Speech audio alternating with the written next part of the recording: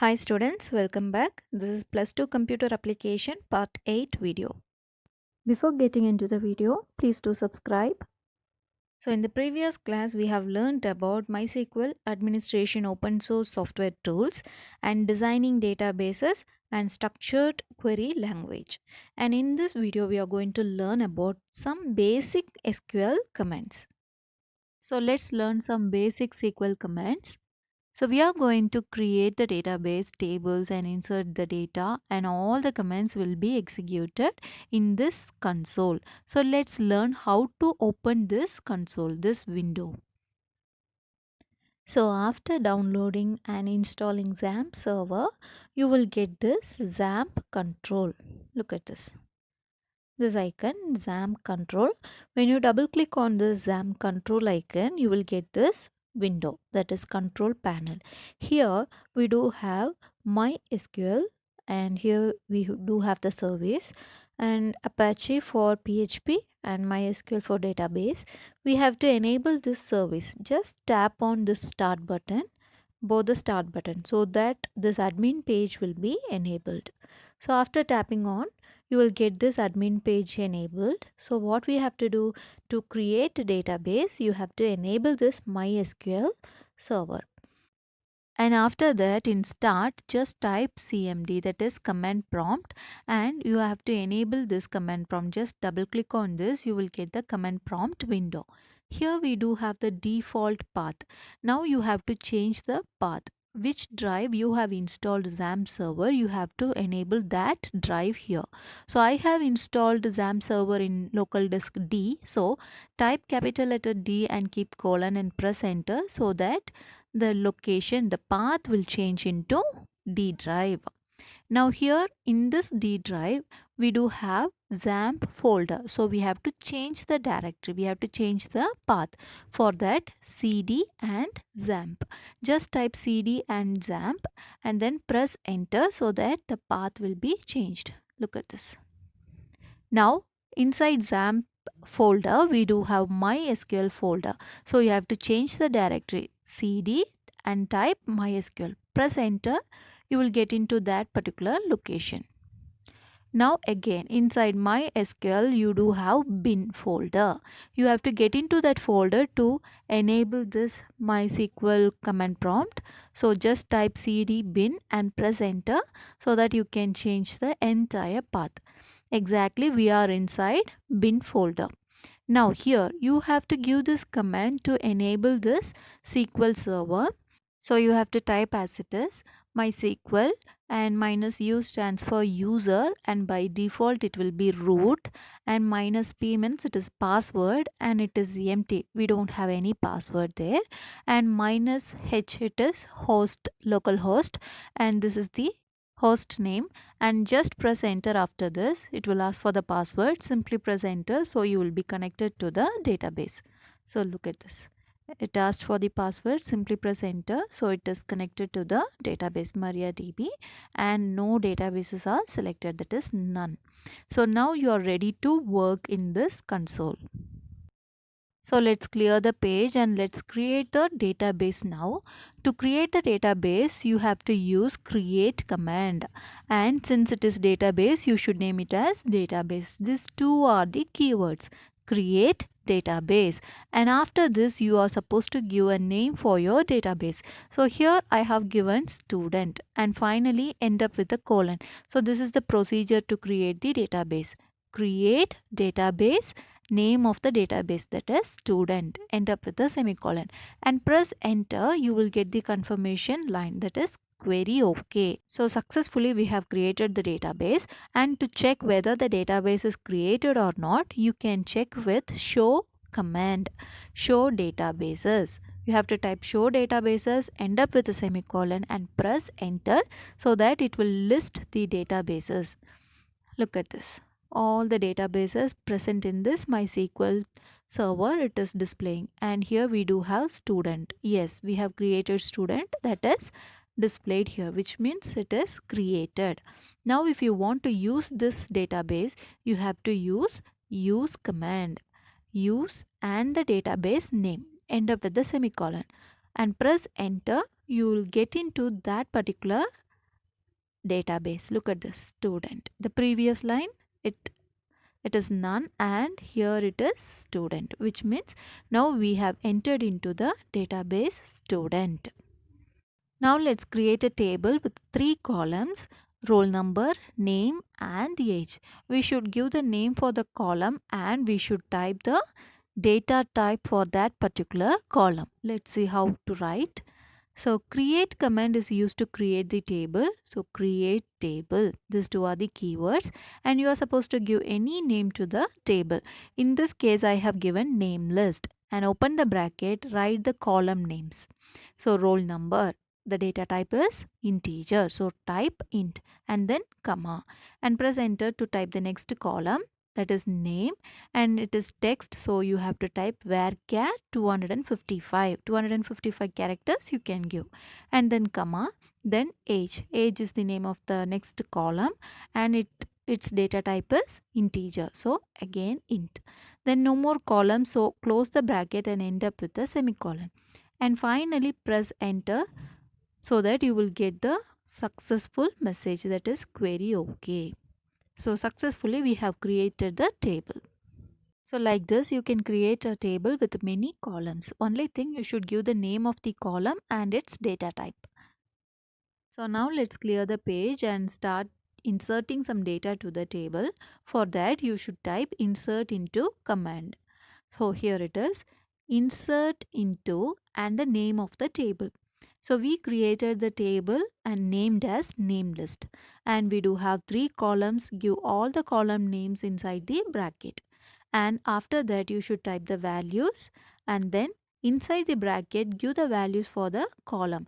For roll number the value is 1, and for name the value is Anu. Since it is varchar, the data type is varchar, you should type the string inside double quotes. Do remember, all the numbers it is not compulsory to give inside double quotes, but text should be given inside the double quotes. And then age is 16. So you should separate all the data by giving comma and finally close the bracket, end up with semicolon and press enter to execute the query. Yes, we got the message, that is one row affected, which means this particular data is entered into the table. Like this you can insert many number of rows. For example, we have entered 3 rows, 3 records, first one, second and third. And if you want to view the table, you should use select command. Select star from name list. So this star means all the columns present in the table. Which table? Name list table. So you should frame like this. Select command is used to view the table. We need all the columns from name list table. Here you are supposed to type the name of the table. End up with a semicolon and then press enter so that the table will be displayed. So this is the work of select command. So it will display the table in table format. So this is the way to create the table and insert records. So following this procedure, I have created another table and inserted some records. So let's clear the page and let's view the table. So select star from mark list. The name of the table is mark list. This is asterisk symbol. So select star from mark list, which means it will display all the columns with all the rows. Press enter to get the data. Look at this. This is the table, second table which I have created and entered few rows. Now let us learn how to sort the table, that is arranging in ascending order or descending order. For that we are going to use order by clause. So look at this. Select star from mark list. Mark list is the name of this particular table. Order by marks in descending order. Marks is the name of this column. So based on this column, we are going to rearrange the table in descending order. Entire row will be shuffled. So let's see. Just press enter to get the result. And the table is here. Look at this. According to marks, the entire table is rearranged into descending order. Here roll numbers are in order, here it is not in order, which means the entire row is shuffled. So now we are going to learn about grouping. So let's say what is grouping. For example, look at this table. We do have roll number 1, 2 and 3 repeated twice. but the subjects are different and the marks secured by each subject is displayed in this particular column. Now if you want to view only the roll number and the total marks, what you can do?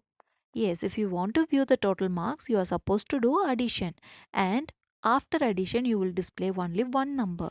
So there is a need for grouping data. So let's see how to do it. So this is the query used for grouping. So here we are going to select two columns. One is roll number, that is this column, and the marks column, that is sum of marks. Since we need to do addition, we have used function sum, and inside sum we have given marks column as the input. And from which table? From mark list table. The name of this table is mark list. So from mark list, and we have to group by roll number. Instead of displaying twice, you need to display once. That is the meaning of group by. And press enter to see the result so that you can understand better. So look at this, roll number and marks column. So this is the actual table. From this table we have taken two columns and its value, and finally we have displayed as another table. So we have written a query to display total marks of each student, but their names are missing. We know only the roll number and their total marks. If you want to view roll number, name and marks, what we have to do? Look at this master table. Here subject names are given, not the student name. Student name is given in another table. So there is a need to join two tables, that is roll number and total marks and the student name. So we are going to join two tables. Let's see how to do it. This table is named as name list and this is mark list. So totally two tables we have created. So these are the two tables physically stored in the database. But you can join the columns from both the table and you can view the data as another table. That is possible. That is done with the help of joining tables. So we are going to select roll number column and name column from name list table and the total marks from mark list table. Pick all these three columns and display as another table. So let's see how to write query for this type of creating joined tables. So this query is used to join two tables. Let's see how it is done.